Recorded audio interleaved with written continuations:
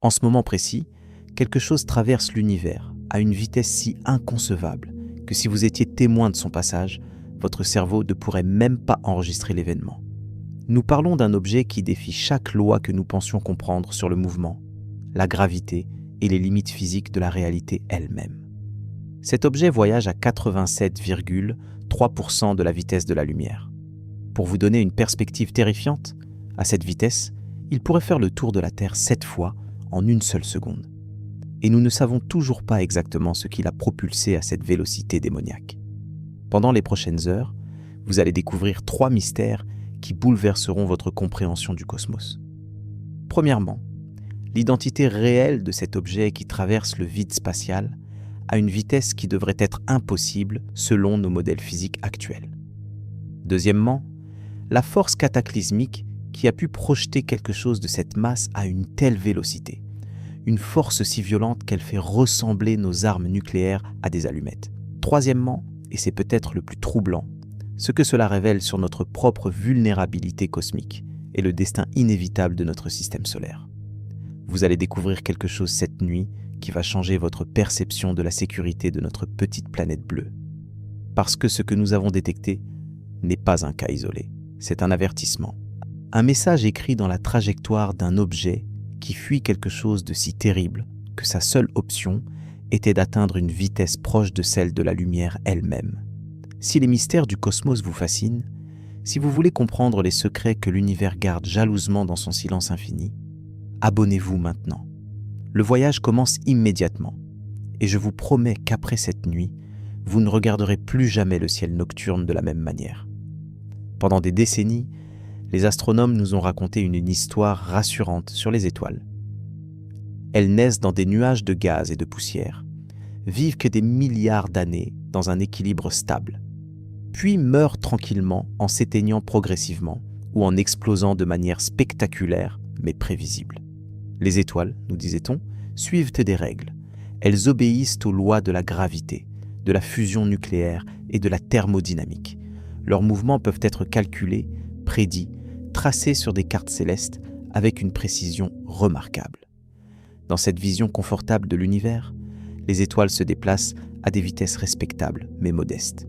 Notre Soleil, par exemple, orbite autour du centre de la Voie lactée à environ 220 km par seconde. C'est rapide selon les standards terrestres, certes, mais c'est aussi prévisible, stable, rassurant.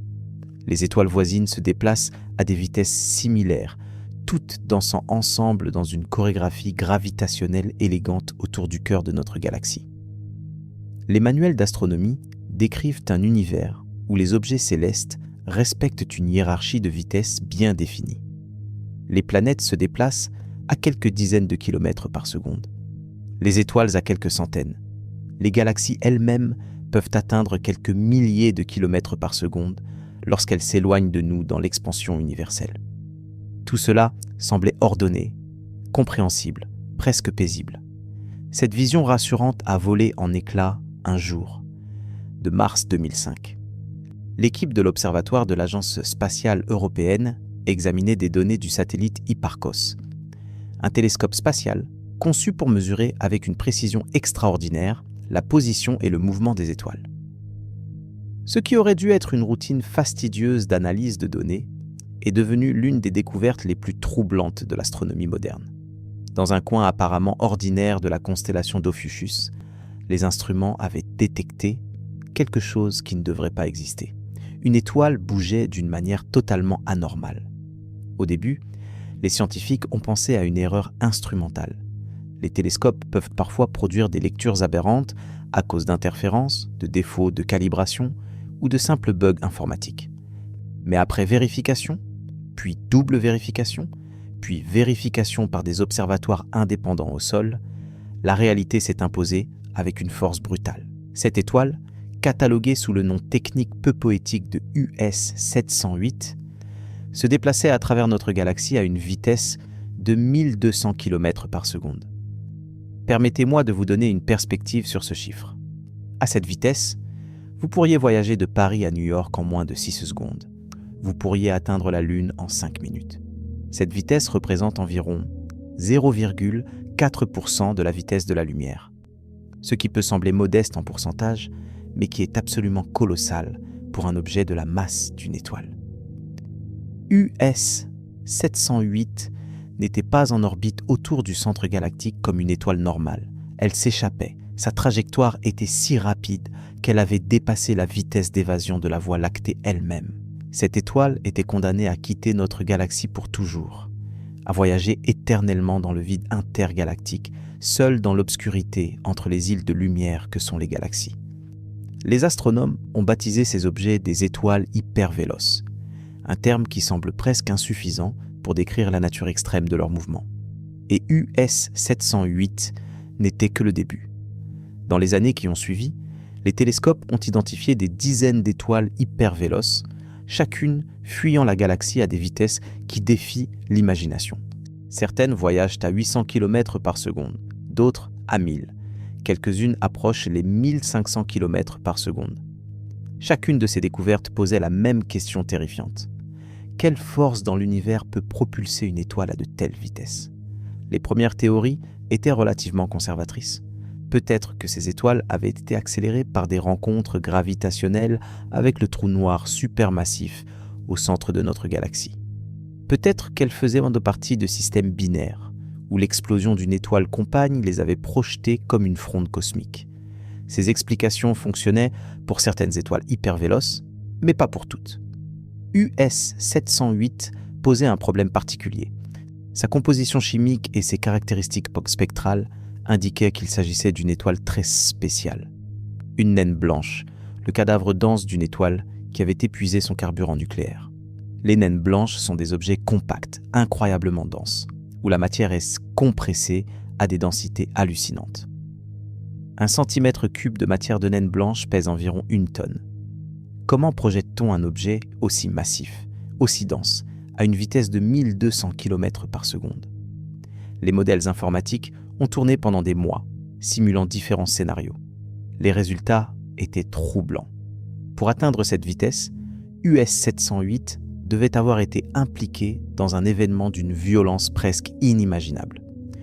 Le consensus scientifique a finalement convergé vers un scénario terrifiant. US 708 était le survivant d'une explosion de supernova d'un type particulièrement violent. Imaginez 2 étoiles mortes, 2 naines blanches, piégées dans une danse gravitationnelle serrée, orbitant l'une autour de l'autre en se rapprochant progressivement.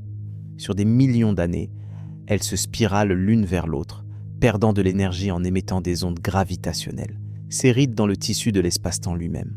Finalement, elles entrent en collision. Ce qui se passe ensuite défie la description. La fusion de 2 naines blanches déclenche une réaction thermonucléaire incontrôlable. La température s'élève instantanément à plusieurs milliards de degrés.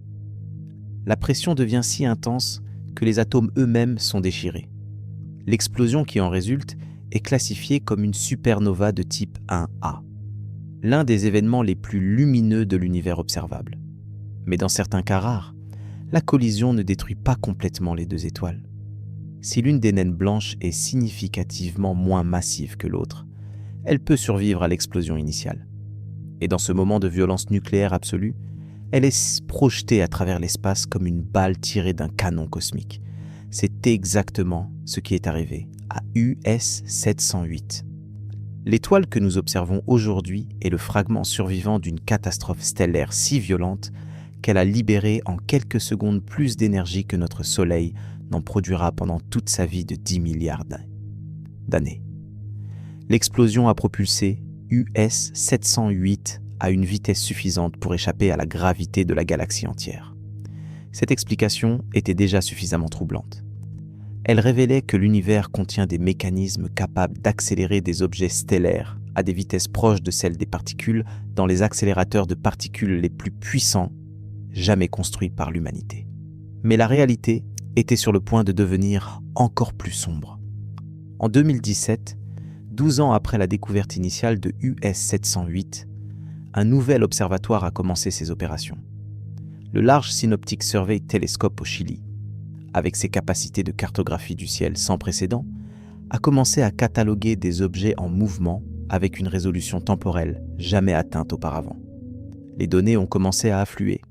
des téraoctets d'informations sur les positions et mouvements de milliards d'objets célestes. Et dans ce déluge de données, quelque chose d'impossible est apparu. Un objet se déplaçait à travers le halo de notre galaxie à une vitesse qui a fait pâlir tous les records précédents. Les premières mesures semblaient tellement aberrantes que les algorithmes de détection automatique les ont rejetées comme des erreurs. Mais lorsque les astronomes humains ont examiné les données manuellement, ils ont été confrontés à une réalité qui a envoyé des ondes de choc à travers la communauté scientifique mondiale. Cet objet voyageait à 6000 km par seconde. Pour mettre ce chiffre en perspective, c'est 5 fois plus rapide que US 708. C'est 2% de la vitesse de la lumière. À cette vitesse, l'objet pourrait traverser l'intégralité de notre système solaire, du Soleil jusqu'à Pluton, en moins de 12 heures. Un voyage qui prend à nos sondes spatiales les plus rapides des décennies. L'objet a été catalogué sous la désignation S 5-HVS1, un nom technique qui cache la nature absolument extraordinaire de cette découverte. S5-HVS n'est pas une naine blanche comme US 708. C'est une étoile massive, une étoile plusieurs fois plus lourde que notre Soleil, ce qui rend son accélération encore plus difficile à expliquer. Projeter une étoile massive à 2% de la vitesse de la lumière nécessite une quantité d'énergie qui dépasse l'imagination. Les calculs préliminaires suggérera que seule une interaction directe avec le trou noir supermassif au centre de notre galaxie pouvait générer une telle accélération. Mais même ce scénario posait des problèmes. Les simulations montraient que de telles interactions devraient être extrêmement rares, se produisant peut-être une fois tous les 100 millions d'années. Et pourtant, nous avions détecté S5-HVS1. Ce qui signifiait soit que nous avions une chance statistique extraordinaire, soit que notre compréhension de ces mécanismes était fondamentalement incomplète. Les astronomes ont retracé la trajectoire de S5-HVS1 en arrière dans le temps, utilisant sa position et sa vitesse actuelle pour calculer d'où elle venait. Les résultats ont confirmé les soupçons les plus troublants. Il y a environ 5 millions d'années, S5-HVS1 se trouvait au centre exact de la Voie lactée, dans la région immédiate du trou noir supermassif Sagittarius A étoile, un monstre gravitationnel contenant 4 millions de fois la masse de notre Soleil. Quelque chose là-bas, dans les ténèbres gravitationnelles les plus intenses de notre galaxie, avait saisi cette étoile et l'avait projetée à travers l'espace à une vitesse presque inimaginable. Mais S5-HVS n'allait pas rester le détenteur du record très longtemps. En 2019, une autre équipe analysant des données du satellite Gaia de l'Agence spatiale européenne a identifié quelque chose d'encore plus extrême. Un objet se déplaçant à une vitesse mesurée à environ 10 000 km par seconde, soit plus de 3% de la vitesse de la lumière.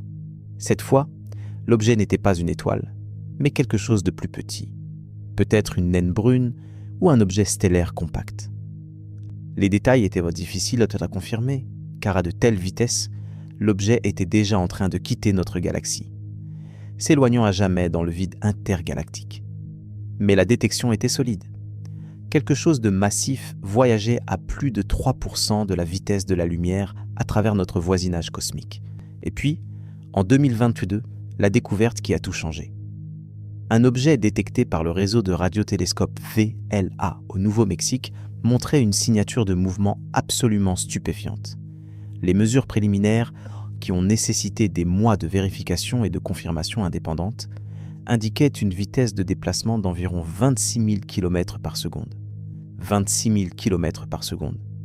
C'est 8,7% de la vitesse de la lumière. À cette vitesse, les effets relativistes commenceraient à devenir significatifs. Le temps pour cet objet s'écoule légèrement plus lentement que pour nous. Sa masse augmente perceptiblement en raison de son énergie cinétique colossale. Les distances dans la direction de son mouvement sont contractées de manière mesurable. Cet objet, catalogué sous une désignation technique que seuls les spécialistes connaissent, est l'objet le plus rapide jamais détecté, se déplaçant à travers notre galaxie. Ce n'est pas une particule subatomique dans un accélérateur. Ce n'est pas un jet de plasma éjecté d'un trou noir à travers l'espace intergalactique. C'est un objet stellaire compact, probablement une étoile à neutrons ou peut-être même un petit trou noir, voyageant à une vitesse qui le place fermement dans le régime relativiste. Mais la réalité est encore plus troublante que vous ne pouvez l'imaginer, parce que les astronomes ont rapidement réalisé quelque chose de terrifiant. Cet objet ne venait pas du centre de notre galaxie. Sa trajectoire, tracée en arrière dans le temps, ne menait pas vers Sagittarius A étoile. Elle venait d'ailleurs, de quelque part dans le disque galactique, de quelque part où aucun mécanisme connu ne devrait être capable de générer une telle accélération. Ce qui signifiait une de deux choses. Soit nous avions identifié un nouveau type d'événement cataclysmique, un phénomène si violent et si rare que nous n'en avions jamais vu la signature auparavant. Soit cet objet venait de quelque part d'encore plus lointain, de quelque part en dehors de notre galaxie, et voyageait à travers l'espace intergalactique depuis des millions, peut-être des dizaines de millions d'années. Les deux options étaient également troublantes. Si c'était un nouvel type d'événement galactique, cela signifiait que l'univers contenait des mécanismes de destruction que nous ne comprenions pas encore. Des catastrophes stellaires capables de générer des énergies dépassant tout ce que nous avions observé précédemment. Si c'était un voyageur intergalactique, cela soulevait des questions encore plus profondes. D'où venait-il exactement ? Quelle force l'avait propulsé à cette vitesse hallucinante ? Et surtout, combien d'autres objets comme celui-ci traversent l'univers en ce moment même, invisibles, non détectés, voyageant à des vitesses qui définent notre compréhension de la physique stellaire ?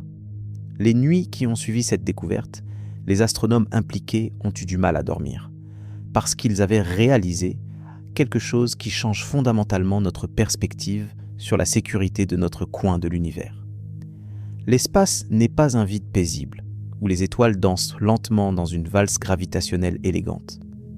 C'est un champ de bataille où des forces d'une violence inimaginable projettent des objets de masse stellaire à des vitesses proches de celles de la lumière.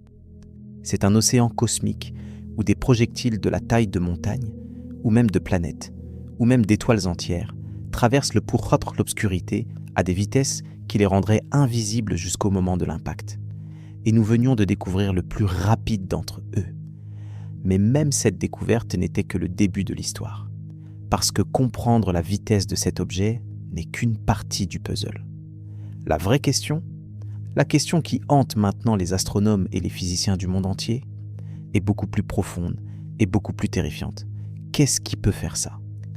Quelle force dans l'univers peut prendre un objet stellaire et le propulser à près de 9% de la vitesse de la lumière ?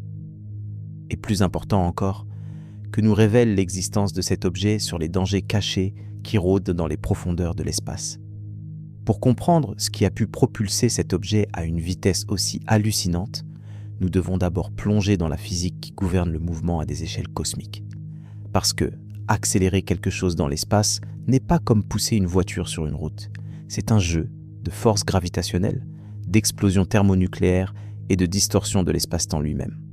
Commençons par les bases de ce que les astronomes appellent les mécanismes d'éjection stellaire. Dans l'univers, il existe essentiellement 4 façons connues de propulser une étoile ou un objet stellaire à des vitesses extrêmes. Chacune de ces méthodes implique des énergies si colossales qu'elles défient à l'imagination humaine. La première méthode est ce qu'on appelle l'effet de fronde gravitationnelle. Imaginez une étoile qui s'approche dangereusement d'un trou noir supermassif.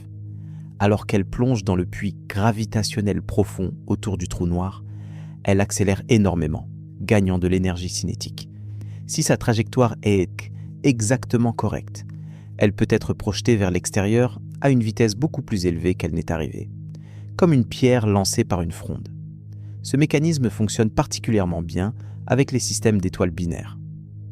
Si 2 étoiles orbitant l'une autour de l'autre s'approchent trop près d'un trou noir supermassif, le trou noir peut capturer l'une des étoiles, tout en propulsant l'autre à des vitesses de l'extrême. C'est exactement ce qui est arrivé à S5-HVS1, l'étoile voyageant à 6000 km par seconde que nous avons mentionnée précédemment. Les calculs montrent que ce mécanisme peut facilement générer des vitesses allant jusqu'à 2 ou 3% de la vitesse de la lumière, ce qui correspond exactement à ce que nous observons avec S5-HVS1. Le processus est violent, mais compréhensible. Le trou noir au centre de notre galaxie, Sagittarius, A étoile, avec sa masse de 4 millions de soleils, crée un puits gravitationnel si profond que les objets qui s'en approchent peuvent atteindre des vitesses orbitales de plusieurs milliers de kilomètres par seconde. Mais voici le problème. Ce mécanisme a des limites théoriques strictes. Même dans les scénarios les plus optimistes, avec les trajectoires les plus favorables et les masses les plus appropriées. L'effet de fronde gravitationnelle autour d'un trou noir de 4 millions de masses solaires ne peut pas propulser un objet à plus de 4 ou 5% de la vitesse de la lumière. Et notre objet record voyage à 8,7% de la vitesse de la lumière. Ce qui nous amène à la deuxième méthode, l'éjection par supernova. Nous avons déjà discuté de ce mécanisme dans le contexte de US 708, la naine blanche voyageant à 1200 km par seconde. Mais explorons ce processus plus en profondeur, car il révèle quelque chose de fondamental sur la violence qui imprègne l'univers. Une supernova de type 1A se produit lorsqu'une naine blanche accumule trop de matière, soit en arrachant du gaz à une étoile compagne, soit en fusionnant avec une autre naine blanche. Quand la masse de la naine blanche atteint une limite critique, environ 1,4 fois la masse du Soleil, quelque chose de catastrophique se produit. La pression au cœur de la naine blanche devient si intense que le carbone et l'oxygène qui la composent commencent à fusionner de manière explosive. Contrairement aux étoiles normales, où la fusion est contrôlée et graduelle, dans une naine blanche, la fusion démarre partout à la fois. C'est comme si chaque atome de l'étoile devenait simultanément une minuscule bombe à fusion. La température s'élève instantanément à plusieurs milliards de degrés Celsius. L'énergie libérée en quelques secondes équivaut à celle que notre Soleil produira pendant toute son existence de 10 milliards d'années. L'onde de choc de cette explosion se propage à travers l'étoile à environ 20 000 km par seconde, déchirant la structure stellaire et dispersant ses atomes dans l'espace. Maintenant, imaginez que vous ayez non pas une, mais deux naines blanches en orbite serrées, l'une autour de l'autre. Lorsqu'elles entrent en collision, l'explosion résultante est encore plus violente. Et si l'une des étoiles est légèrement moins massive que l'autre, elle peut survivre à l'explosion initiale et être projetée à travers l'espace comme un fragment de shrapnel cosmique. Les modèles informatiques de ces événements montrent que dans certains cas rares, l'étoile survivante peut atteindre des vitesses allant jusqu'à 2500 km par seconde. C'est impressionnant, c'est extrême, mais c'est encore loin des 26 000 km par seconde de notre objet record. La troisième méthode implique quelque chose d'encore plus exotique. Les explosions asymétriques de supernovas à effondrement de cœur. Lorsqu'une étoile massive, au moins 8 fois plus lourde que notre Soleil, épuise son carburant nucléaire, son cœur s'effondre en quelques secondes pour former une étoile à neutrons ou un trou noir. Cet effondrement libère une quantité d'énergie presque inconcevable, principalement sous forme de neutrinos. Si l'explosion résultante est parfaitement symétrique, l'étoile à neutrons nouvellement formée reste relativement immobile au centre du reste de supernova.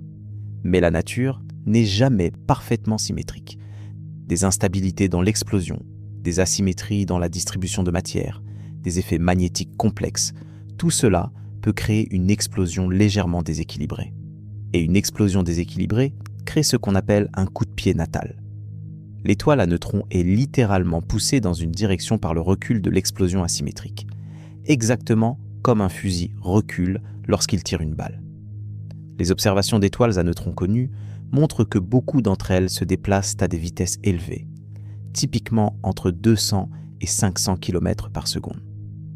Certaines étoiles à neutrons exceptionnelles ont été mesurées se déplaçant à plus de 1000 km par seconde.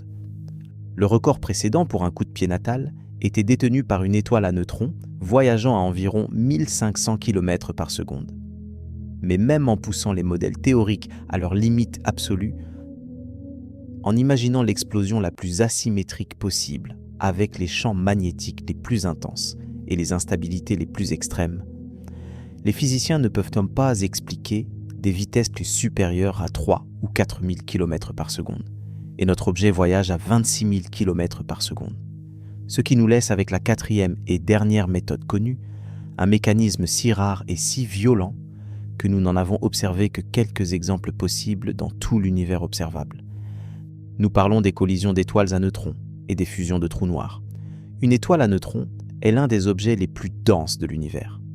Imaginez prendre 1,5 fois la masse du Soleil et la compresser dans une sphère de seulement 20 km de diamètre. La densité résultante est si extrême qu'une cuillère à café de matière d'étoile à neutrons pèserait environ 1 milliard de tonnes. Les forces gravitationnelles à la surface d'une étoile à neutrons sont 1 milliard de fois plus intenses que sur Terre. Maintenant, imaginez 2 de ces objets monstrueux en orbite l'un autour de l'autre, se spiralant progressivement vers l'intérieur en perdant de l'énergie par émission d'ondes gravitationnelles. Sur des millions d'années, leur orbite se resserre. Elles tournent de plus en plus vite l'une autour de l'autre, comme des patineurs artistiques qui rapprochent leurs bras pour accélérer leur rotation. Dans les dernières secondes avant la collision, elles orbitent l'une autour de l'autre des centaines de fois par seconde. La vitesse orbitale atteint une fraction significative de la vitesse de la lumière. L'espace-temps lui-même vibre avec les ondes gravitationnelles intenses qu'elles émettent, et puis elles fusionnent. L'impact de 2 étoiles à neutrons est un événement d'une violence qui dépasse presque la description. La collision libère plus d'énergie en quelques millisecondes que toutes les étoiles de notre galaxie ne produisent en une année entière. L'onde de choc se propage à travers la matière ultra dense à une fraction de la vitesse de la lumière, créant des températures de trillions de degrés. Dans certains cas, la fusion crée immédiatement un trou noir. Dans d'autres cas, elle forme temporairement une étoile à neutrons hypermassive et extrêmement instable qui s'effondre en trou noir quelques secondes ou minutes plus tard. Mais dans tous les cas, l'événement éjecte de la matière à des vitesses relativistes. Des fragments de matière d'étoiles à neutrons sont projetés dans l'espace à des vitesses pouvant atteindre 10, 20, voire 30% de la vitesse de la lumière. Ce sont ces fragments qui sont responsables de la production de la plupart des éléments lourds de l'univers. L'or, le platine, l'uranium. Chaque atome d'or dans votre bague de mariage a été forgé dans l'enfer d'une collision d'étoiles à neutrons. Mais parfois, quelque chose d'encore plus extraordinaire se produit. Si la collision est suffisamment asymétrique, si les masses des 2 étoiles à neutrons sont suffisamment différentes, l'une d'entre elles peut survivre partiellement à l'impact. Elle peut être transformée en un objet encore plus compact, un trou noir de faible masse, et être projetée à travers l'espace à une vitesse proche de celle de la lumière elle-même. C'est ce scénario, cette collision catastrophique d'objets ultra denses, qui représente actuellement notre meilleure hypothèse pour expliquer l'objet voyageant à 26 000 km par seconde. Les calculs préliminaires suggèrent qu'une collision entre une étoile à neutrons de masse moyenne et une étoile à neutrons particulièrement massive pourrait, dans des conditions très spécifiques, éjecter un fragment compact à des vitesses atteignant 8 à 10% de la vitesse de la lumière. Mais voici ce qui rend cette découverte vraiment troublante. Pour que ce scénario fonctionne, la collision devrait avoir eu lieu relativement près de nous en termes cosmiques, probablement quelque part dans notre galaxie ou dans une galaxie satellite proche. Et elle devrait s'être produite relativement récemment, peut-être il y a seulement quelques millions d'années. Le problème est que nous n'avons aucune trace d'un tel événement. Les collisions d'étoiles à neutrons sont parmi les événements les plus brillants et les plus détectables de l'univers. Elles émettent d'intenses sursauts de rayons gamma, des ondes gravitationnelles puissantes que nos détecteurs peuvent capter à travers l'univers, et une lueur optique caractéristique appelée kilonova, qui peut être visible pendant des semaines. Si une collision d'étoiles à neutrons suffisamment violente pour éjecter un objet à 8,7% de la vitesse de la lumière s'était produite dans notre galaxie au cours des derniers 10 millions d'années, nous devrions en voir les traces. Nous devrions pouvoir identifier le reste de supernovas, détecter les signatures de rayons X, trouver le nuage de matière enrichi en éléments lourds dispersés par l'événement. Mais nous ne trouvons rien, aucune trace, aucun vestige. Juste cet objet solitaire traversant l'espace à une vitesse qui ne devrait pas être possible, sans aucune indication claire de son origine. Les astronomes ont passé des mois à analyser chaque partie du ciel dans la direction opposée à la trajectoire de l'objet, cherchant n'importe quel signe d'un événement cataclysmique récent. Ils ont examiné les archives de données des télescopes spatiaux à rayons X, scruté les catalogues de sources gamma, analysé les mesures d'ondes gravitationnelles des dernières années. Rien. L'univers garde son secret, ce qui nous laisse face à un mystère profond. Nous avons détecté un objet voyageant à une vitesse qui nécessite l'un des événements les plus violents imaginables pour être expliqué. Mais nous ne pouvons pas trouver la moindre trace de cet événement.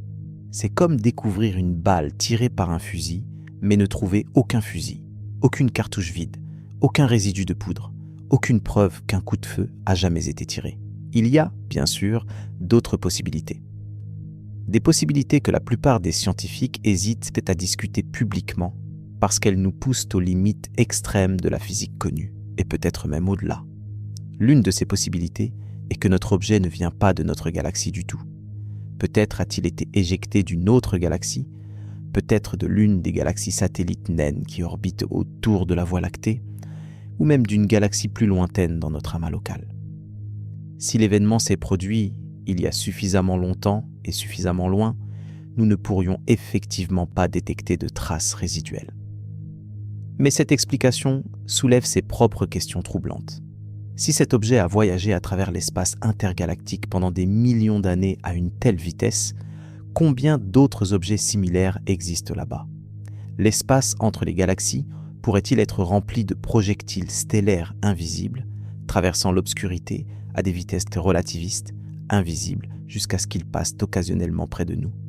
Une autre possibilité encore plus extrême concerne ce qu'on appelle les objets compacts primordiaux.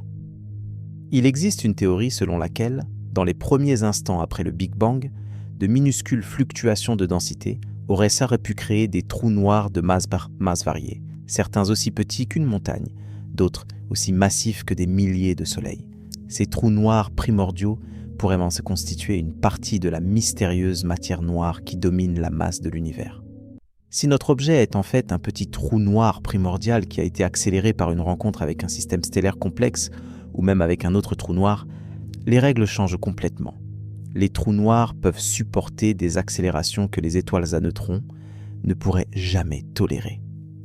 Ils peuvent être propulsés à des vitesses encore plus élevées par des mécanismes que nous ne comprenons pas encore complètement. Mais même cette explication a ses problèmes.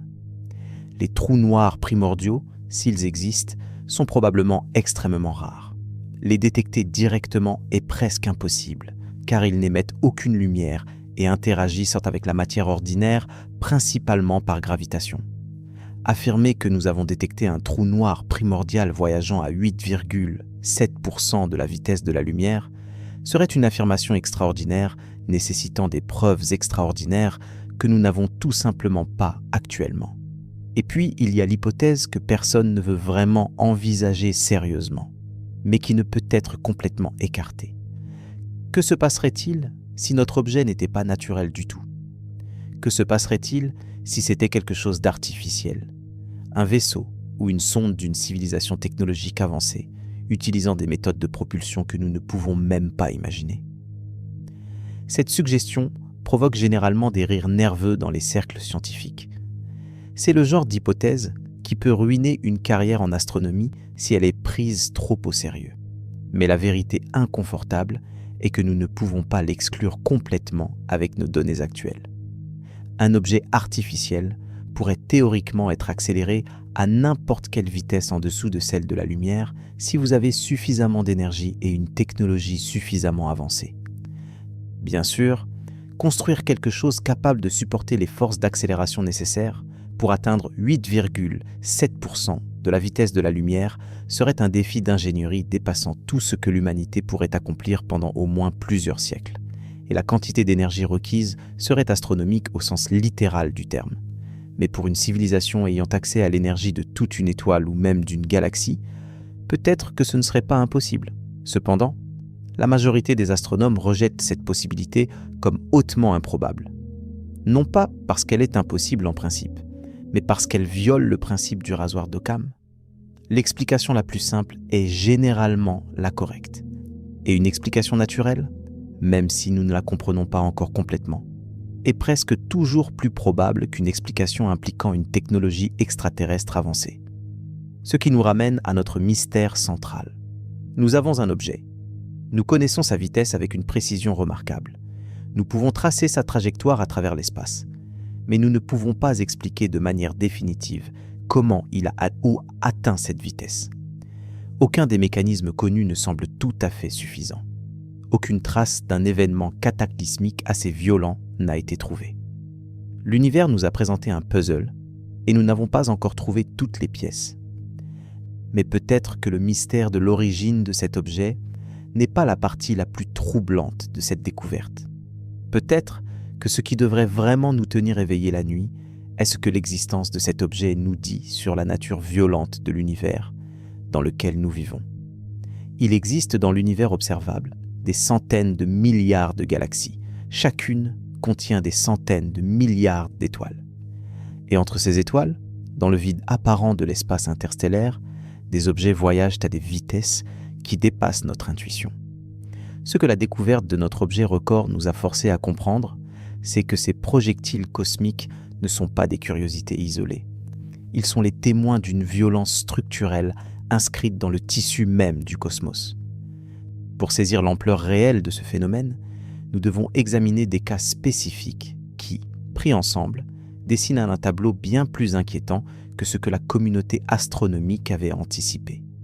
Prenons le cas du pulsar IGRJ 110 14-6 103, découvert en 2012 par le télescope spatial Chandra de la NASA. Ce pulsar, une étoile à neutrons en rotation rapide, se déplace à travers un nuage de gaz interstellaire à environ 1100 km par seconde. Ce qui rend ce cas particulièrement fascinant n'est pas seulement sa vitesse, c'est ce qu'il laisse derrière lui. Ce pulsar traîne une queue de matière qui s'étend sur 37 années-lumière derrière lui. 37 années-lumière. C'est presque 10 fois la distance entre notre Soleil et l'étoile la plus proche, Proxima du Centaure.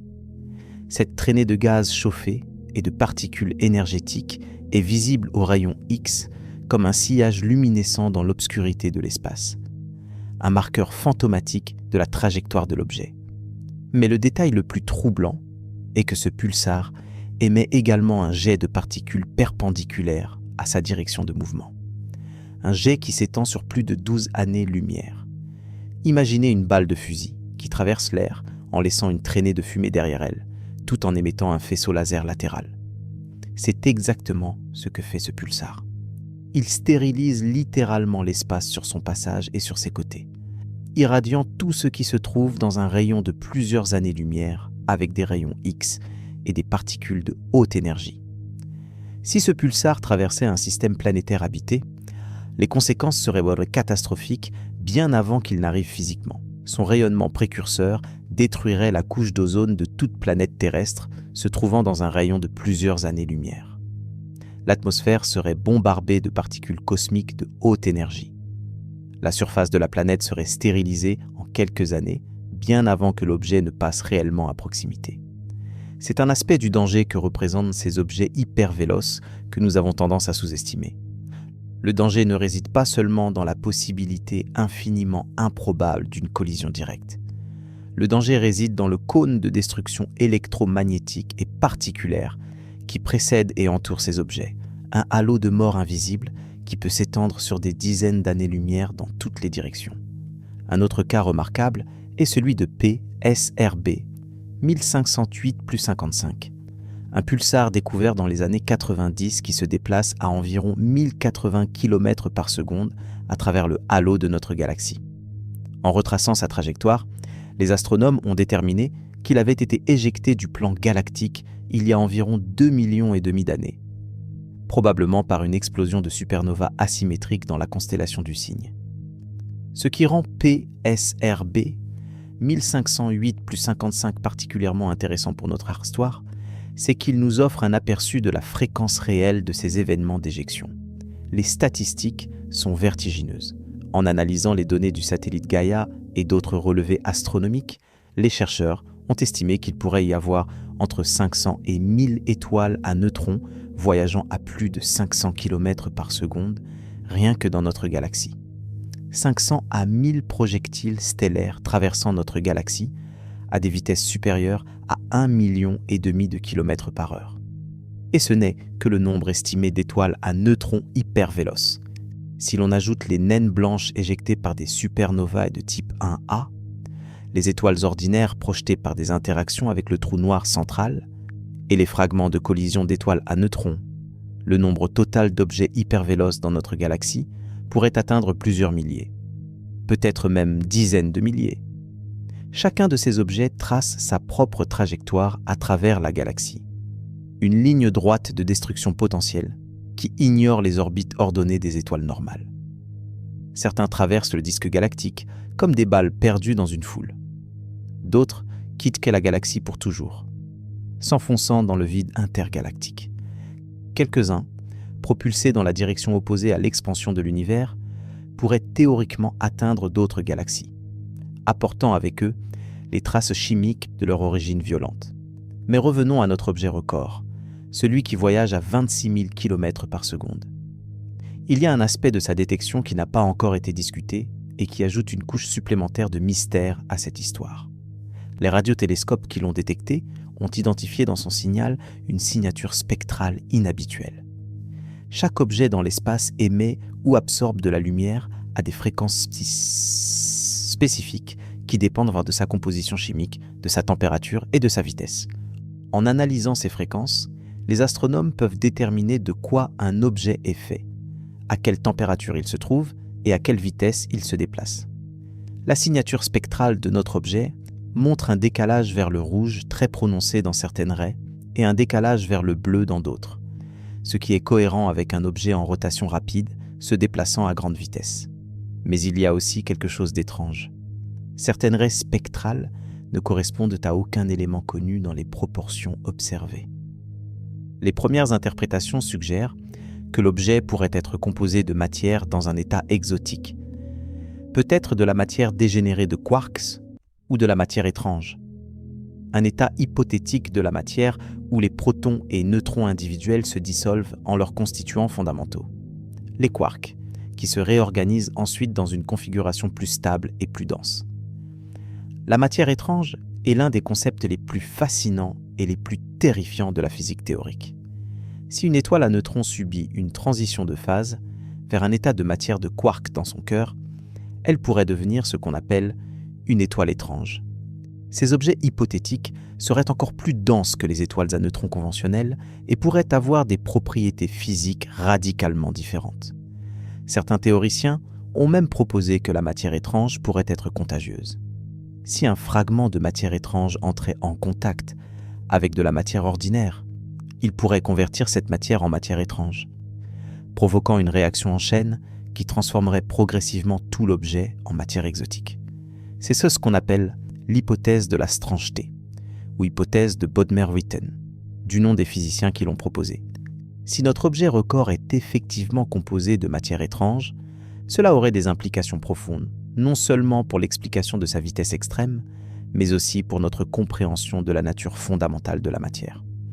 Cela signifierait que la matière étrange peut exister de manière stable à l'extérieur des étoiles, à neutrons, qu'elle peut voyager à travers l'espace interstellaire, et qu'elle pourrait potentiellement interagir avec la matière ordinaire qu'elle rencontrerait en chemin. Bien sûr, nous sommes ici dans le domaine de la spéculation informée.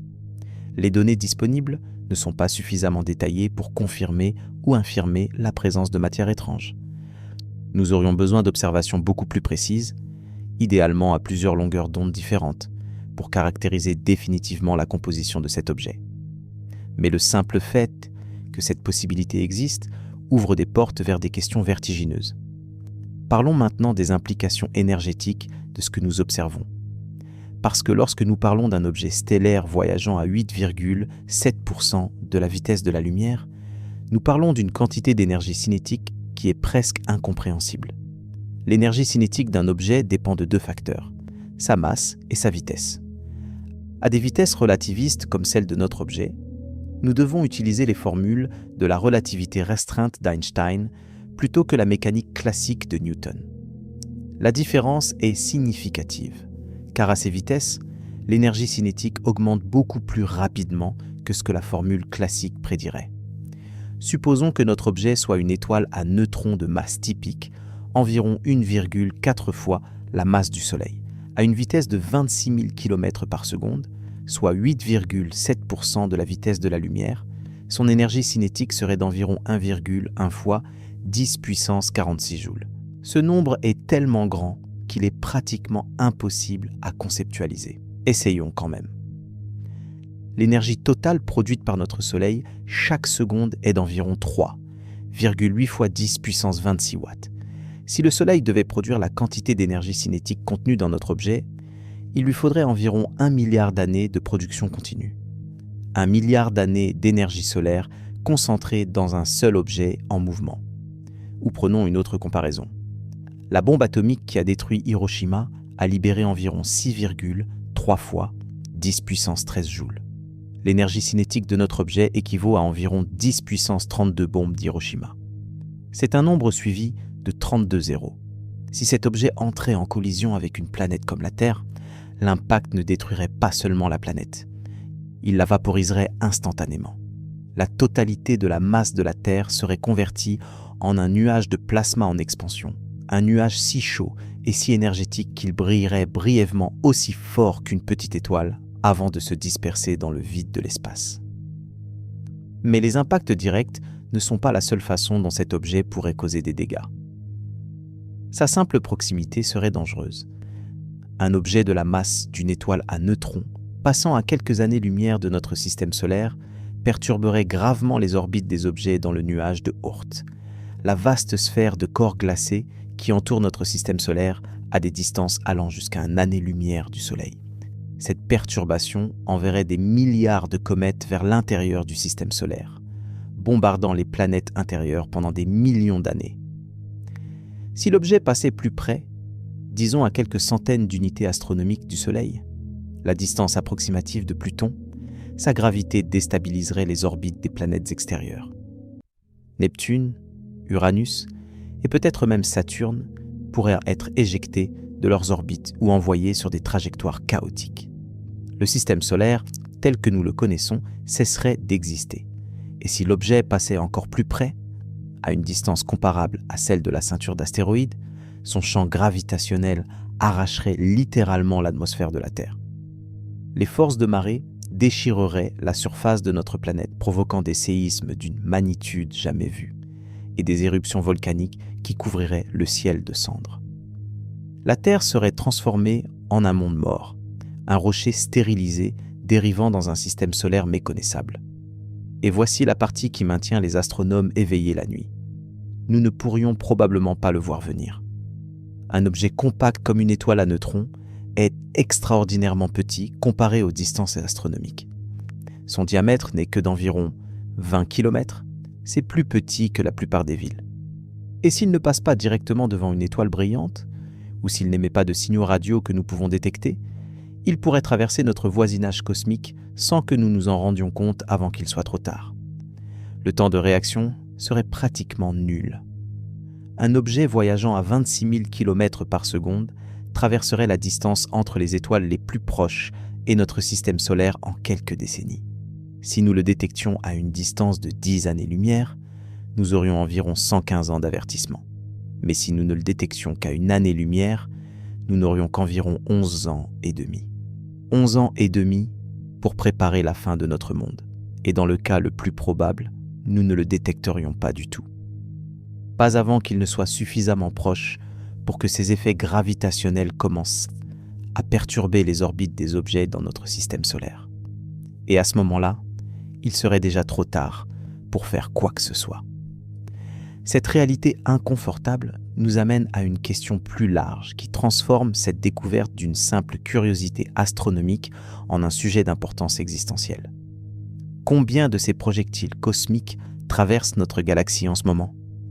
Quelle est la probabilité qu'un jour, dans un avenir proche ou lointain, l'un d'entre eux croise le chemin de notre système solaire ? La transition entre la simple fascination scientifique et la terreur existentielle est brutale lorsque l'on commence à faire les calculs de probabilité.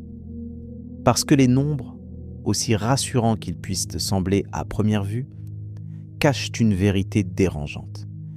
Notre galaxie a un diamètre d'environ 100 000 années-lumière et une épaisseur d'environ 2000 années-lumière dans le disque principal. Le volume total du disque galactique est d'environ 15 000 milliards de parsecs cubes. Si nous estimons qu'il y a entre 5 000 et 50 000 objets hypervéloces traversant ce volume à tout moment, la probabilité qu'un d'entre eux passe suffisamment près de notre système solaire pour causer des dégâts pendant la durée de vie restante de notre civilisation est extrêmement faible, mais elle n'est pas nulle.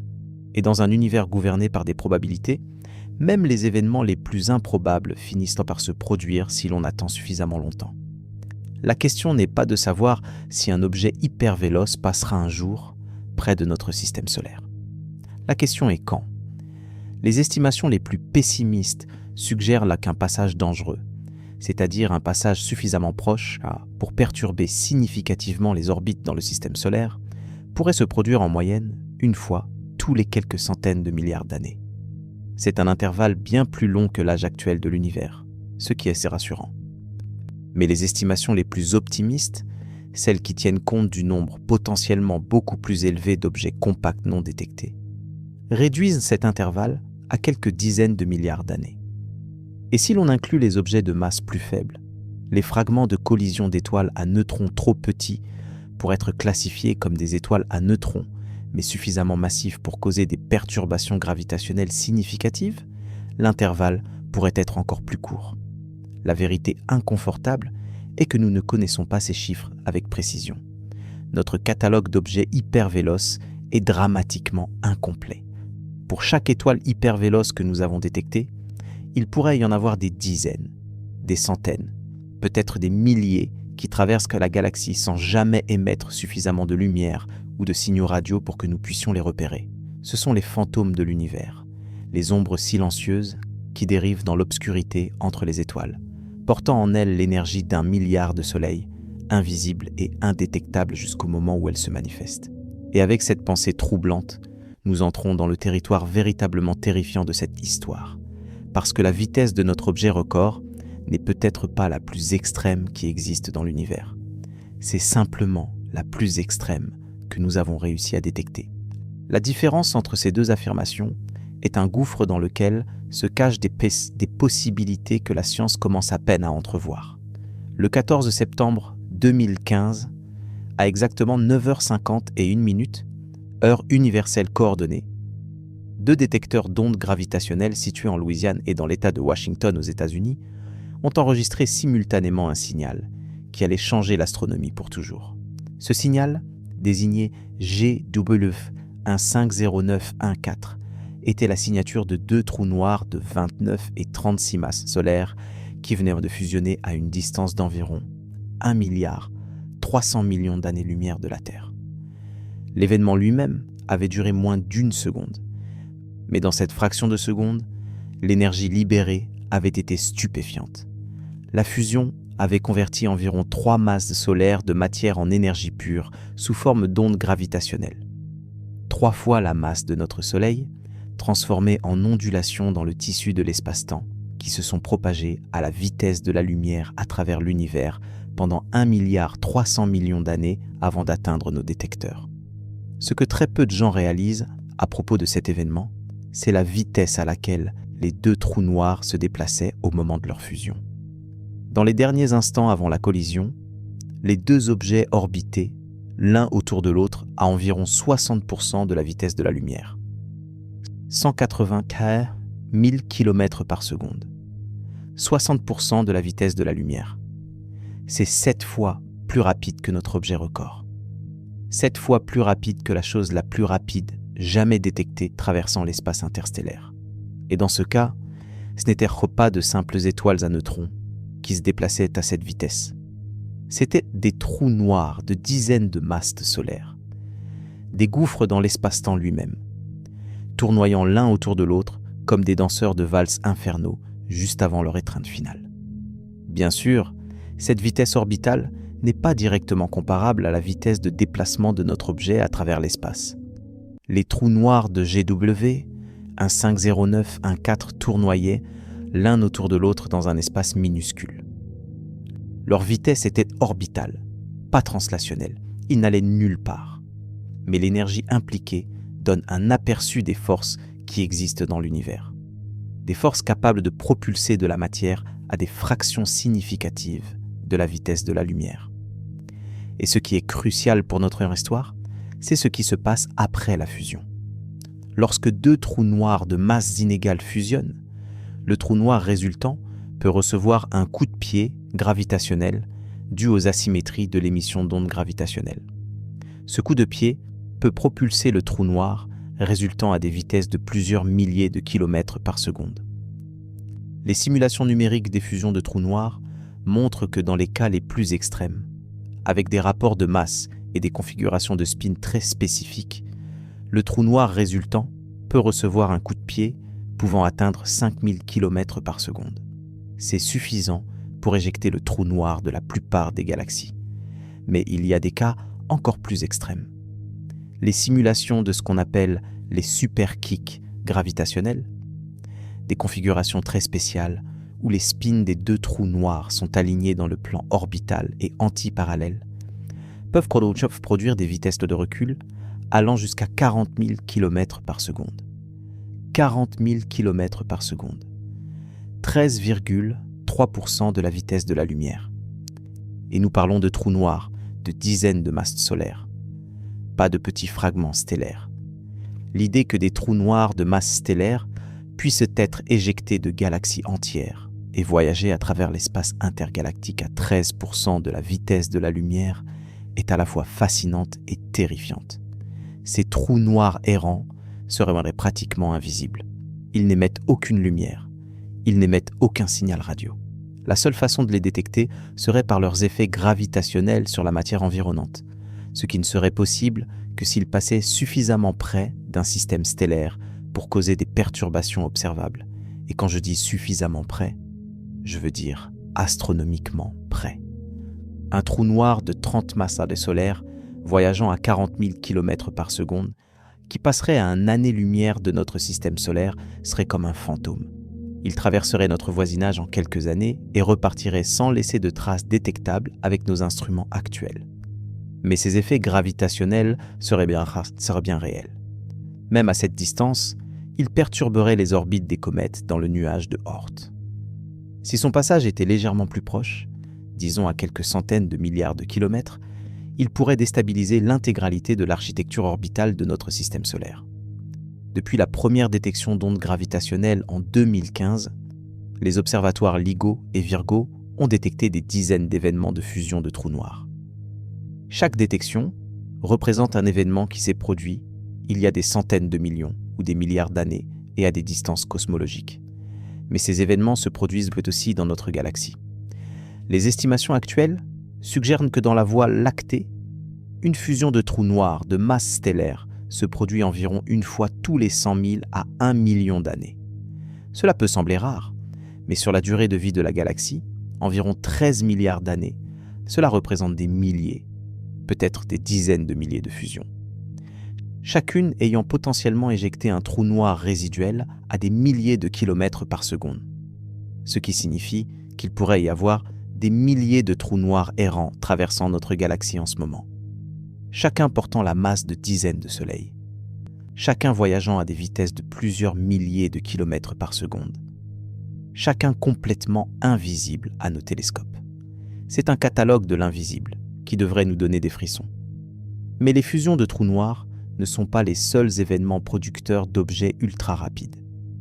Il existe dans l'univers des phénomènes encore plus violents. Des événements qui font ressembler les fusions de trous noirs de masse stellaire à des pétards mouillés. Parlons des sursauts gamma. Les sursauts gamma sont les explosions les plus puissantes de l'univers observable. En quelques secondes ou quelques minutes, un seul sursaut gamma libère autant d'énergie que notre Soleil en produira pendant toute sa vie de 10 milliards d'années, mais concentré principalement sous forme de rayonnement gamma de haute énergie. Il existe deux types principaux de sursauts gamma. Les sursauts courts, qui durent moins de 2 secondes, sont produits par les fusions d'étoiles à neutrons. Les sursauts longs, qui durent de quelques secondes à plusieurs minutes, sont produits par l'effondrement de cœurs d'étoiles supermassives, dans ce qu'on appelle des hypernovas. Les hypernovas méritent une attention particulière dans notre histoire. Une hypernova se produit lorsqu'une étoile d'au moins 40 fois la masse du Soleil épuise son carburant nucléaire et s'effondre. Contrairement à une supernova normale, où l'étoile s'effondre pour former une étoile à neutrons, dans une hypernova, l'étoile s'effondre directement en un trou noir. Et elle ne le fait pas tranquillement. L'effondrement est si violent et si rapide que le trou noir nouvellement formé est entouré d'un disque d'accrétion incroyablement dense et chaud. Un tourbillon de matière stellaire tombant vers le trou noir à des vitesses proches de celles de la lumière. Ce disque génère 2 jets de matière et de rayonnement qui jaillissent des pôles du trou noir à des vitesses atteignant 99,99% de la vitesse de la lumière. Voilà notre véritable champion de la vitesse dans l'univers. Ces jets relativistes, composés de particules subatomiques et de photons de haute énergie, sont les objets les plus rapides jamais observés dans l'univers. Ils ne sont pas des objets stellaires compacts comme notre record de 26 000 km par seconde, mais plutôt des flux de matière et d'énergie. Néanmoins, ils transportent une quantité de matière significative. Parfois, l'équivalent de plusieurs masses terrestres éjectés à des vitesses ultra-relativistes. L'événement GRB 080916C, détecté le 16 septembre 2008 par le satellite Fermi de la NASA, reste l'un des sursauts gamma les plus énergétiques jamais enregistrés. Situé à une distance d'environ 12,2 milliards d'années-lumière, cet événement a libéré une énergie estimée à 8,8 fois 10 puissance 47 joules en l'espace d'environ 23 minutes. Pour mettre ce chiffre en perspective, cette énergie est équivalente à environ 9000 fois l'énergie que notre Soleil émettra pendant toute sa durée de vie. Tout cela concentré en 23 minutes. Les jets produits par cet événement se déplaçaient à 99,9999% de la vitesse de la lumière, si proche de la limite ultime que les effets relativistes deviennent hallucinants. À cette vitesse, le facteur de Lorentz, la mesure de la dilatation temporelle et de la contraction des longueurs, atteint plusieurs centaines. Ce qui signifie que pour les particules dans ce jet, le temps s'écoule des centaines de fois plus lentement que pour un observateur extérieur. Les distances dans la direction du mouvement sont contractées par le même facteur. Pour ces particules, un voyage de 1000 années-lumière ne dure que quelques années-lumière subjectives. Un autre événement remarquable est le sursaut gamma GRB 22109A, détecté le 9 octobre 2022, surnommé par la communauté astronomique BOAT, pour Brightest of All Time, le plus brillant de tous les temps. Cet événement, situé à environ 2,4 milliards d'années-lumière, a été si intense que sa lumière a temporairement ionisé une partie mesurable de l'ionosphère terrestre. L'énergie de GRB 22109A a été estimée à environ 1,8 fois 10 puissance 48 joules. Ces jets se déplaçaient à environ 99,97% de la vitesse de la lumière, transportant des quantités de matière qui, bien que minuscules en masse comparées à une étoile, avaient une énergie cinétique absolument démoniaque. Si un sursaut gamma similaire se produisait dans notre galaxie et que l'un de ces jets était dirigé vers la Terre, les conséquences seraient apocalyptiques à l'échelle planétaire. Le flux de rayons gamma détruirait instantanément la couche d'ozone sur l'hémisphère face au sursaut. La surface de la Terre serait irradiée par une dose létale de rayonnement en quelques secondes. L'atmosphère serait chimiquement transformée, avec la production massive d'oxyde d'azote qui bloquerait la lumière solaire et provoquerait un hiver nucléaire. En fait, certains scientifiques pensent que c'est exactement ce qui est arrivé il y a environ 450 millions d'années. L'extinction massive de l'Ordovicien silurien, la deuxième plus grande extinction de masse de l'histoire de la Terre, pourrait avoir été causée par un sursaut gamma relativement proche.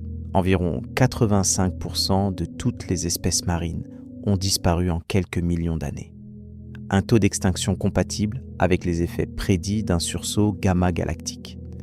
Mais il existe un phénomène encore plus extrême que les sursauts gamma.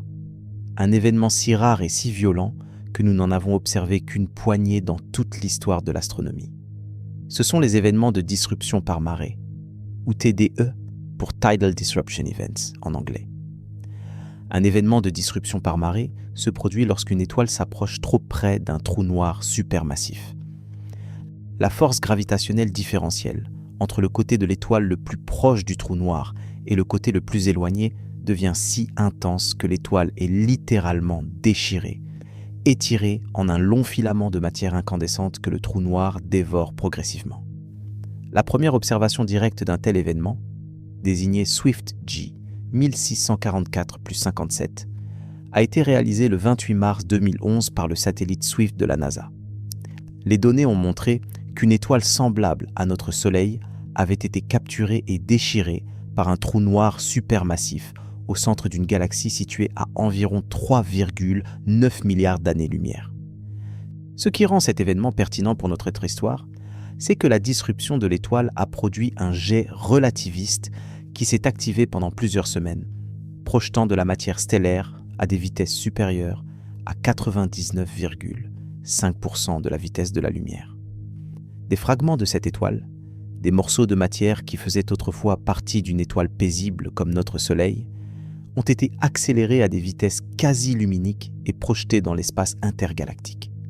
Un événement plus récent, AT 2022 CMC, détecté en février 2022, a montré que ces jets de disruption par marée peuvent être encore plus puissants que ce que nous pensions. Ce TDE, situé à environ 8,5 milliards d'années-lumière, a produit un jet dont la luminosité apparente dépassait celle de tout un amas de galaxies. Les implications sont vertigineuses. Chaque fois qu'un trou noir supermassif déchire une étoile, il produit des jets de matière voyageant à des vitesses proches de celles de la lumière. Si des fragments suffisamment gros survivent à ce processus, sans être complètement décomposés en particules individuelles, ils pourraient théoriquement voyager à travers l'espace intergalactique pendant des milliards d'années avant de rencontrer quoi que ce soit. Et le trou noir au centre de notre propre galaxie est capable de faire exactement cela.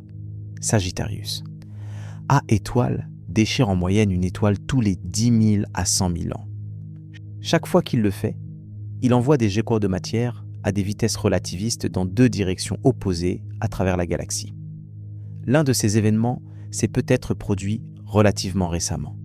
En 2010, des astronomes ont découvert deux structures géantes émanant du centre galactique, des bulles de gaz chaud et de rayons gamma s'étendant sur environ 50 000 années-lumière, au-dessus et en dessous du plan galactique. Ces structures, appelées les bulles de Fermi, sont si vastes qu'elles englobent environ la moitié du ciel visible vu depuis la Terre. Les bulles de Fermi sont probablement le résultat d'un événement d'activité intense au centre galactique il y a entre 6 et 9 millions d'années. Peut-être une série de disruptions par marée ou un épisode d'accrétion massive. Quelle que soit leur cause exacte, elles témoignent de la violence qui peut se produire dans le cœur de notre galaxie. Et elles nous rappellent que le monstre au centre de la voie, Lactée, n'est pas endormi. Il est simplement en train de digérer. Mais le mystère le plus profond que nous n'avons pas encore abordé concerne un type d'événement cataclysmique si extrême qu'il pourrait expliquer les vitesses les plus élevées jamais observées dans l'univers. Nous parlons des fusions de trous noirs supermassifs. Lorsque deux galaxies entrent en collision, un processus qui prend des centaines de millions d'années, leurs trous noirs supermassifs centraux finissent par se rencontrer. Deux monstres gravitationnels, chacun contenant des millions à des milliards de masses solaires, spiralent l'un vers l'autre dans une danse mortelle qui s'accélère progressivement.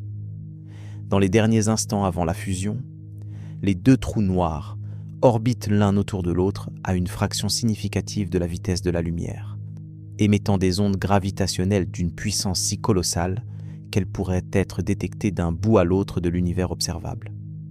La fusion finale se produit en une fraction de seconde et le trou noir résultant peut recevoir un coup de pied gravitationnel de plusieurs milliers de kilomètres par seconde. Un trou noir supermassif de plusieurs millions de masses solaires, éjecté de sa galaxie haute, voyageant à travers l'espace intergalactique à des milliers de kilomètres par seconde. C'est un concept qui donne le vertige. C'est un objet dont la masse dépasse celle de millions d'étoiles, dont le champ gravitationnel pourrait déchirer des systèmes stellaires entiers à des milliers d'années-lumière de distance, et qui se déplace à travers le vide cosmique comme un prédateur sans proie, dévorant tout ce qui croise sa route. En 2017, des astronomes utilisant le télescope spatial Hubble ont annoncé la détection possible d'un trou noir supermassif en fuite. L'objet, catalogué sous le nom de 3C186, semblait avoir été éjecté du centre de sa galaxie hôte et se déplaçait à environ 7600 km par seconde, soit environ 2,5% de la vitesse de la lumière. Si cette interprétation est correcte, 3C186 représente l'un des objets les plus massifs et les plus rapides jamais observés dans l'univers. Un trou noir supermassif contenant environ 1 milliard de masses solaires, voyageant à travers sa galaxie à une vitesse suffisante pour s'en échapper complètement en quelques dizaines de millions d'années. L'énergie cinétique d'un tel objet est presque impossible à calculer avec nos intuitions humaines. C'est l'équivalent énergétique de milliards de supernovas. C'est une quantité d'énergie si vaste qu'elle représente une fraction significative de l'énergie de masse totale du trou noir lui-même, selon l'équation égale mc carré d'Einstein. Voilà la véritable échelle de violence qui existe dans l'univers. Notre objet record, voyageant à 26 000 km par seconde, n'est qu'un petit caillou dans un cosmos rempli de projectiles d'une puissance inconcevable. Des étoiles à neutrons éjectées par des supernovas asymétriques. Des trous noirs de masse stellaire projetés par des fusions gravitationnelles. Des jets relativistes crachés par des sursauts gamma. Des trous noirs supermassifs en fuite après des collisions de galaxies. Chacun de ces phénomènes représente un mécanisme différent par lequel l'univers accélère de la matière à des vitesses proches de la limite ultime. Chacun représente un type différent de violence cosmique, opérant à une échelle différente, mais tous partageant la même caractéristique fondamentale. Ils témoignent d'un univers qui est loin d'être le lieu paisible et ordonné que nous imaginions. L'univers n'est pas un jardin tranquille, c'est un champ de bataille, et nous vivons au milieu. Lorsque vous levez les yeux vers le ciel nocturne par une nuit claire, loin des lumières de la ville, vous voyez environ 5000 étoiles à l'œil nu.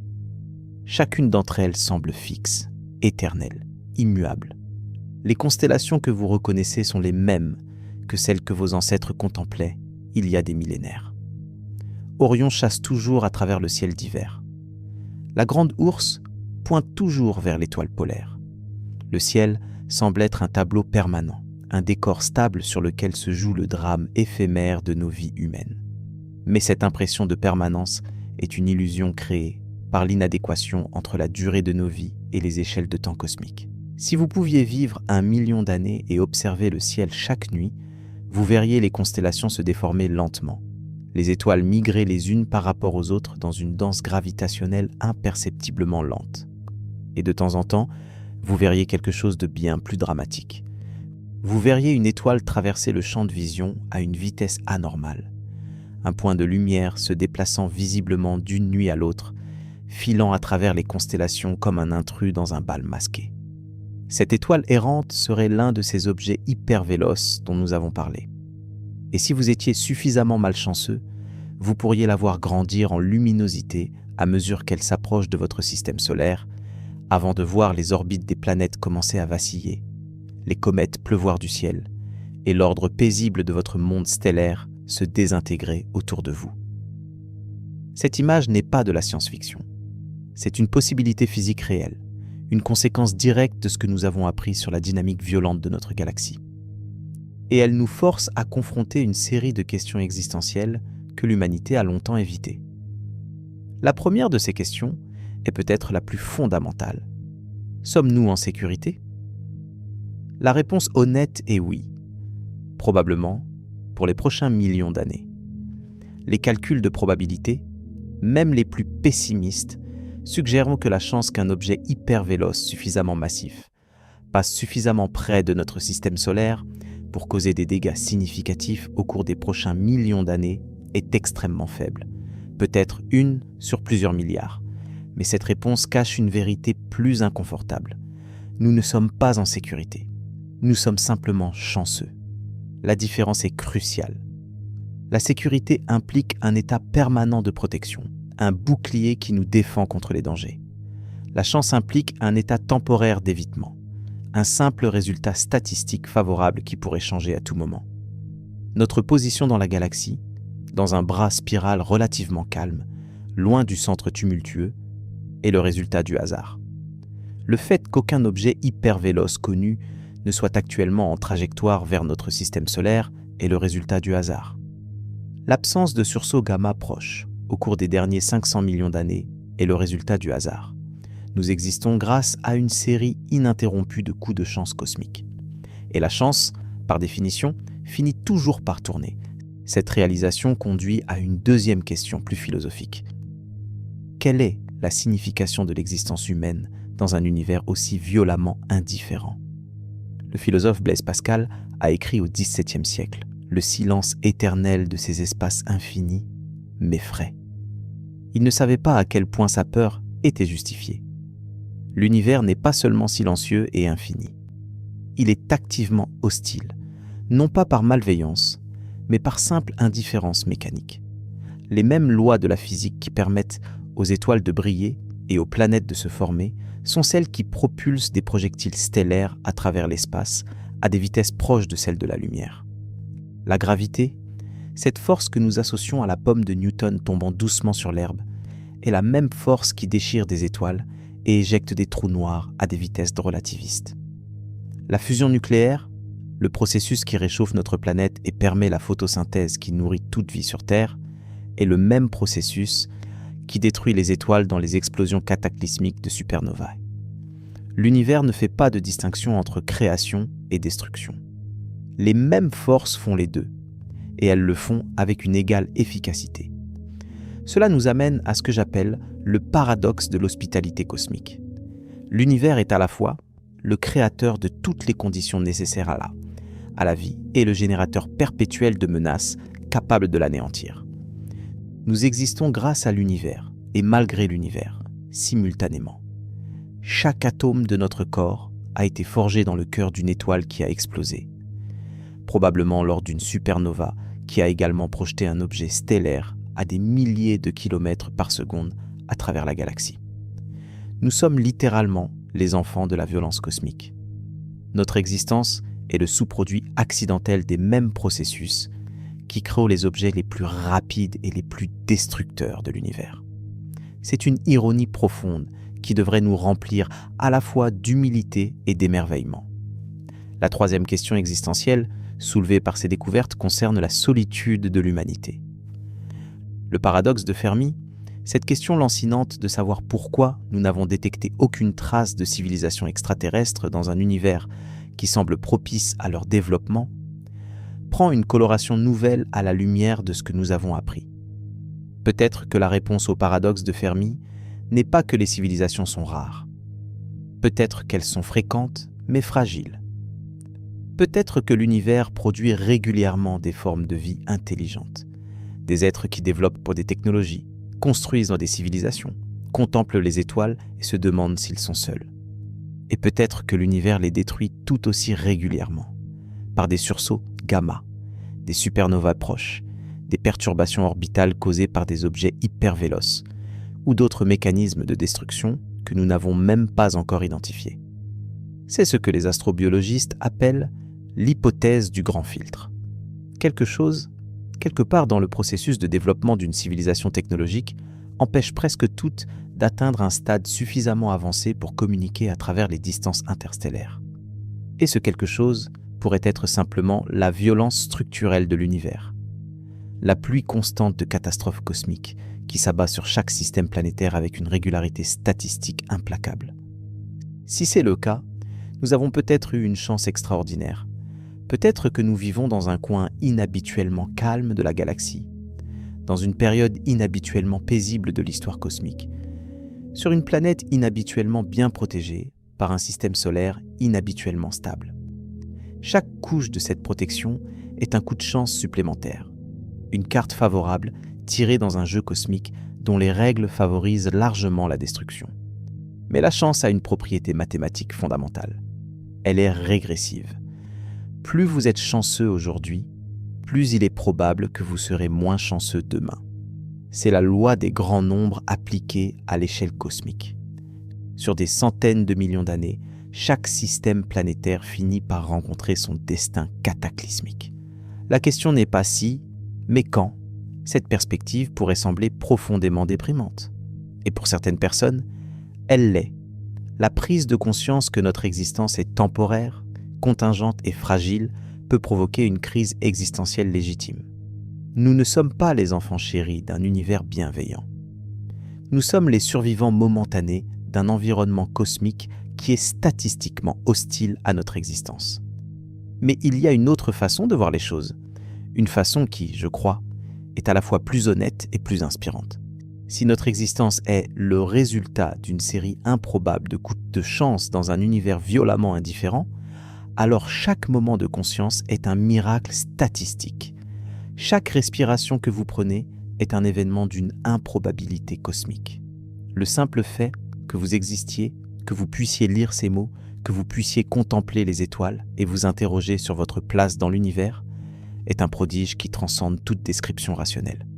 Nous ne sommes pas insignifiants, nous sommes extraordinaires.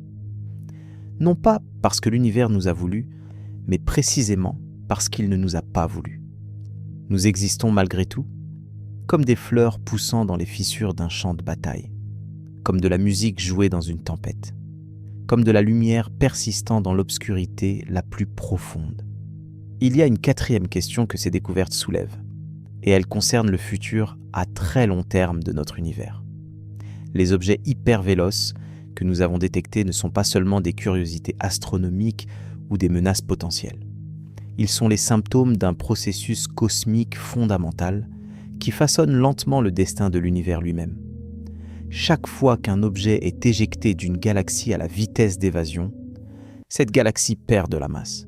C'est une quantité minuscule comparée à la masse totale de la galaxie, certes, mais sur des milliards d'années, ces pertes s'accumulent. Chaque étoile hyper véloce qui quitte la voie lactée emporte avec elle la masse d'une étoile que la galaxie ne récupérera jamais. Chaque trou noir en fuite emporte la masse de dizaines de soleils. Chaque jet de sursaut gamma disperse de la matière stellaire dans le vide intergalactique. C'est un processus d'érosion cosmique, lent mais inexorable. La galaxie saigne lentement dans l'espace, perdant sa substance étoile par étoile, trou noir par trou noir, fragment par fragment. Sur des échelles de temps de trillions d'années, ce processus contribuera à la mort thermique progressive de la galaxie. Les étoiles les plus massives exploseraient et éjecteraient de la matière. Les interactions gravitationnelles éjecteraient progressivement les étoiles les plus légères. Le trou noir supermassif central dévorerait une partie de la masse restante. Lentement, inexorablement, la galaxie se dissoudrait, se disperserait, s'évaporerait dans le vide cosmique. C'est le destin ultime de toutes les galaxies dans l'univers. Pas une fin violente et spectaculaire, mais une lente dissolution dans l'obscurité. Les objets hypervéloces que nous observons aujourd'hui sont les premiers signes de ce processus. Les premières gouttes d'un fleuve qui finira par emporter tout ce que nous connaissons. Dans environ 100 trillions d'années, la dernière étoile de l'univers s'éteindra. Le cosmos sera rempli de cadavres stellaires refroidissants, de trous noirs en évaporation lente par rayonnement de Hawking et d'une mer de photons de plus en plus dilués. Il n'y aura plus de lumière, plus de chaleur, plus d'énergie utilisable. L'univers sera mort dans tous les sens pratiques du terme. Et dans cet univers mort, les seuls objets encore en mouvement seront les descendants lointains des objets hypervéloces que nous détectons aujourd'hui. Des étoiles à neutrons refroidis voyageant à des milliers de kilomètres par seconde à travers un vide sans étoiles. Des trous noirs errants dérivant dans l'obscurité absolue. Des fragments de matière projetés il y a des trillions d'années par des explosions dont la lumière aura depuis longtemps disparu. Ces objets seront les derniers vestiges du mouvement dans un univers autrement immobile. Les derniers échos de la violence qui a un jour donné naissance à des étoiles, des planètes et des êtres capables de se demander pourquoi. C'est une pensée qui devrait nous remplir d'une tristesse cosmique, mais aussi d'une gratitude profonde, parce que nous vivons maintenant, dans cette fenêtre incroyablement brève de l'histoire cosmique, où l'univers est encore vivant, encore lumineux, encore capable de produire des êtres conscients qui peuvent contempler sa beauté et sa terreur. Nous sommes les témoins de l'âge d'or de l'univers, et cet âge d'or ne durera pas, mais peut-être que c'est exactement ce qui le rend si précieux. Le philosophe existentialiste Albert Camus a écrit qu'il faut imaginer Sisyphe heureux, que la lutte elle-même vers les sommets suffit à remplir un cœur d'homme. Peut-être que notre situation cosmique est similaire. Nous savons que l'univers finira par s'éteindre. Nous savons que notre civilisation est fragile et temporaire. Nous savons que des forces de destruction incompréhensibles rôdent dans les ténèbres entre les étoiles. Et pourtant, nous continuons, nous explorons, nous questionnons, nous construisons des télescopes pour regarder plus loin et des détecteurs d'ondes gravitationnelles pour écouter plus attentivement. Nous cherchons à comprendre un univers qui n'a aucune obligation de se rendre compréhensible. C'est peut-être cela, en définitive, la signification de notre existence. Non pas que nous soyons importants dans le schéma cosmique des choses, mais que nous choisissons de chercher un sens même dans un univers qui n'en offre aucun de manière évidente. Nous créons du sens par l'acte même de chercher. Et cette création, cette insistance à comprendre et à émerveiller, est peut-être la chose la plus extraordinaire que l'univers ait jamais produite. Un objet voyage en ce moment à travers notre galaxie à 8,7% de la vitesse de la lumière. Il ne sait pas qu'il existe. Il ne sait pas qu'il est rapide. Il ne sait pas qu'il est extraordinaire. Mais nous le savons.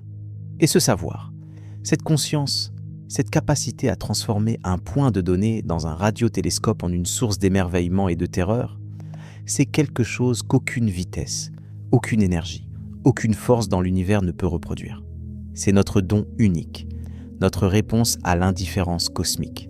Et c'est peut-être la seule réponse qui compte. Nous avons parcouru ensemble un voyage qui nous a emmenés des observations calmes d'un radiotélescope dans le désert du Nouveau-Mexique jusqu'aux confins les plus violents de l'univers observable.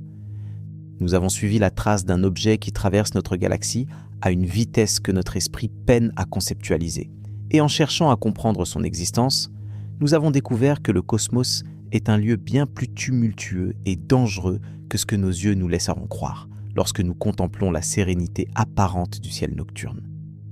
Tout est connecté dans cette histoire. L'objet le plus rapide jamais détecté n'est pas un accident isolé, une anomalie dans un univers autrement paisible. C'est un symptôme. Un symptôme d'un univers où la violence est le moteur principal de l'évolution cosmique, où la destruction est le prélude nécessaire à la création, où les forces les plus terrifiantes sont aussi celles qui rendent la vie possible. L'étoile qui a explosé pour projeter cet objet à travers l'espace est la même catégorie d'étoiles qui a un jour fabriqué les atomes de carbone dans vos cellules, le fer dans votre sang, l'oxygène dans vos poumons. Le trou noir qui a peut-être agi comme la fronde gravitationnelle qui a propulsé cet objet est le même type de monstre qui organise les étoiles en galaxies spirales et fournit la structure gravitationnelle nécessaire à la formation de systèmes solaires stables. Les ondes gravitationnelles, qui ont emporté l'énergie de la collision qui a donné naissance à cet objet, sont les mêmes ondulations dans l'espace-temps que nos détecteurs captent aujourd'hui, nous offrant une fenêtre sur des événements qui se sont produits il y a des millions d'années dans des coins reculés du cosmos. Destruction et création, violence et beauté, terreur et émerveillement, ce ne sont pas des opposés dans l'univers, ce sont les deux faces d'une même pièce, inséparables, interdépendantes, éternellement entrelacées. Et au centre de cette dualité se trouve notre petite planète bleue, tournoyant autour d'une étoile modeste dans la banlieue d'une galaxie ordinaire, abritant la seule forme de conscience dont nous ayons connaissance dans tout l'univers observable. 7,5 milliards de personnes vivant, respirant, aimant, souffrant et se demandant pourquoi sur un grain de poussière cosmique qui flotte dans un océan d'obscurité parsemé de projectiles invisibles. La fragilité de notre position est presque insupportable lorsqu'on y pense vraiment. Nous n'avons aucun bouclier contre les forces cosmiques qui nous entourent, pas de mur pour arrêter les rayons gamma, Pas de barrière pour dévier les objets hyper véloces. Pas de système d'alarme qui nous avertirait à temps d'une menace venue des profondeurs de l'espace. Notre seule protection est la vastitude même de l'univers. L'immensité des distances qui rend les collisions astronomiquement improbables à l'échelle d'une vie humaine ou même d'une civilisation. Mais nous avons quelque chose que l'univers lui-même ne possède pas. Nous avons la conscience, la capacité de savoir que nous existons, la capacité de comprendre, même partiellement, les forces qui nous entourent, la capacité de regarder une étoile à neutrons voyageant à 26 000 km par seconde et de dire « Je comprends ce que tu es, je sais d'où tu viens, et je suis capable de trouver ta trajectoire belle et terrifiante en même temps. » Cette conscience est notre miracle, notre improbabilité la plus précieuse. Quelque part dans l'immensité de l'espace, en ce moment même, des objets traversent le vide à des vitesses qui défient l'imagination. Des fragments d'étoiles mortes propulsés par des explosions cataclysmiques, des trous noirs errants éjectés par des fusions gravitationnelles, des jets de matière crachés par des monstres cosmiques qui déchirent des étoiles comme du papier. Chacun de ces objets est un testament de la puissance brute de l'univers, une démonstration de ce que les lois de la physique peuvent accomplir lorsqu'elles opèrent à leurs extrêmes, et aucun de ces objets ne sait qu'il existe. La matière à neutrons qui compose notre objet record ne pense pas. Elle ne se demande pas pourquoi elle voyage si vite. Elle ne s'émerveille pas de sa propre vitesse. Elle ne contemple pas les étoiles qu'elle laisse derrière elle. Elle est de la physique en action. Rien de plus, rien de moins. De la matière obéissant aveuglément aux lois qui gouvernent sa trajectoire, traçant une ligne droite à travers l'obscurité sans but, sans intention, sans conscience. Nous, en revanche, sommes différents. Et c'est dans cette différence que réside quelque chose de profondément important. L'univers a passé 13,8 milliards d'années à évoluer, à créer des étoiles, à forger des éléments, à assembler des planètes, à agiter des océans, à déclencher des réactions chimiques de plus en plus complexes.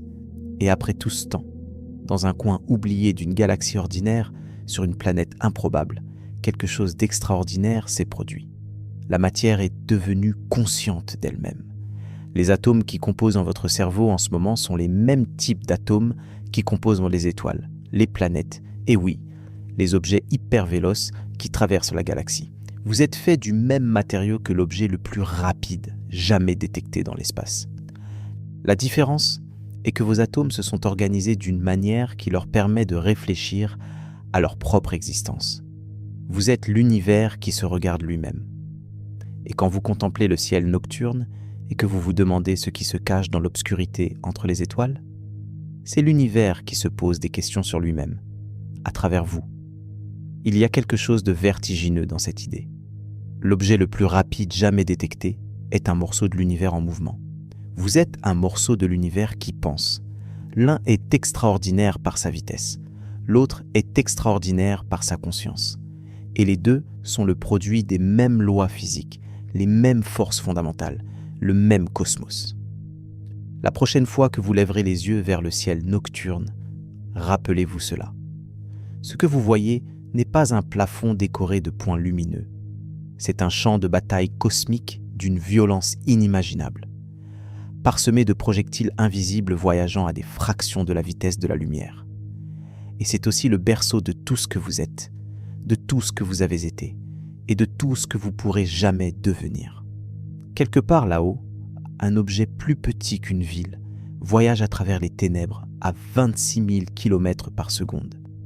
Il a été propulsé par une force que nous ne comprenons pas encore complètement, depuis un endroit que nous ne pouvons pas identifier avec certitude. Il y a un temps que nous ne pouvons qu'estimer.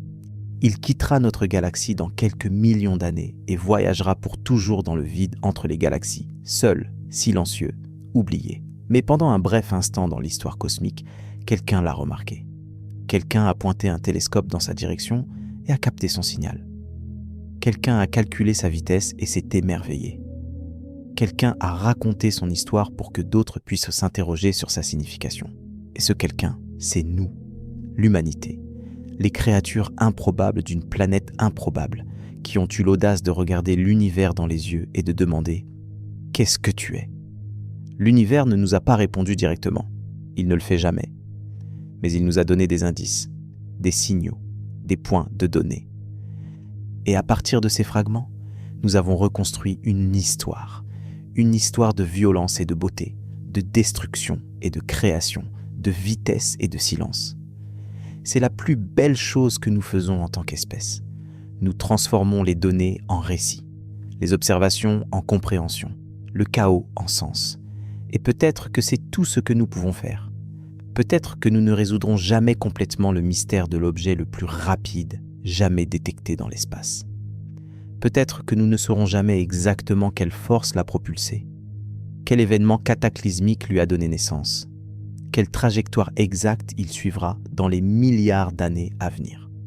Mais nous pouvons écouter, nous pouvons observer, nous pouvons nous émerveiller, et dans un univers qui n'offre aucune garantie de sens, aucune promesse de sécurité, aucune assurance de permanence, l'émerveillement est peut-être la plus noble des réponses. Cette nuit, avant de fermer les yeux, pensez à cet objet. Pensez à sa solitude dans le vide intergalactique.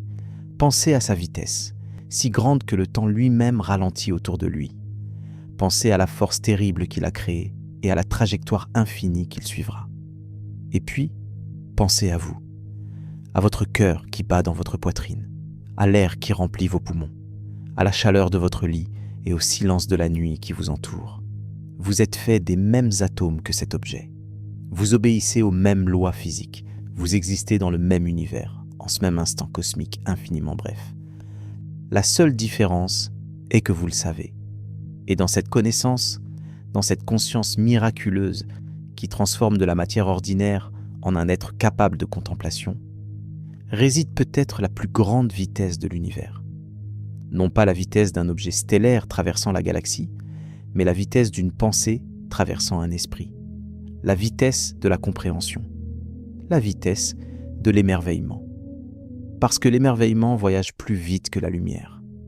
Il traverse les distances instantanément, reliant ceux qui observent à ce qui est observé, effaçant les abîmes de temps et d'espace qui séparent un cerveau humain d'une étoile à neutrons en fuite. En ce moment précis, quelque part dans la nuit, l'objet le plus rapide jamais détecté continue sa course solitaire. Il ne ralentira jamais, il ne s'arrêtera jamais, il ne regardera jamais en arrière. Mais vous pouvez fermer les yeux, vous pouvez respirer, vous pouvez laisser le silence de la nuit vous envelopper comme une couverture. Et demain matin, quand le soleil se lèvera, vous pourrez ouvrir les yeux et regarder notre étoile avec une conscience nouvelle. Cette étoile ordinaire, ce fourneau nucléaire banal qui brûle depuis 4 milliards et demi d'années, est le seul rempart entre notre existence fragile et l'immensité froide d'un cosmos indifférent. Appréciez sa lumière. Elle ne durera pas toujours. Rien ne dure dans cet univers. Ni les étoiles, ni les galaxies, ni les civilisations. Mais les questions que nous posons, l'émerveillement que nous ressentons, les histoires que nous racontons sur les mystères du cosmos, tout cela laisse une empreinte dans le tissu même de la réalité. Et peut-être que c'est suffisant. Peut-être que dans un univers où rien ne dure, l'acte de se demander pourquoi est la chose la plus permanente qui puisse exister. Bonne nuit. Et si vous regardez le ciel avant de dormir, envoyez une pensée à cet objet solitaire qui traverse la galaxie dans l'obscurité. Il ne l'entendra jamais. Mais l'univers, peut-être, sentira l'ondulation.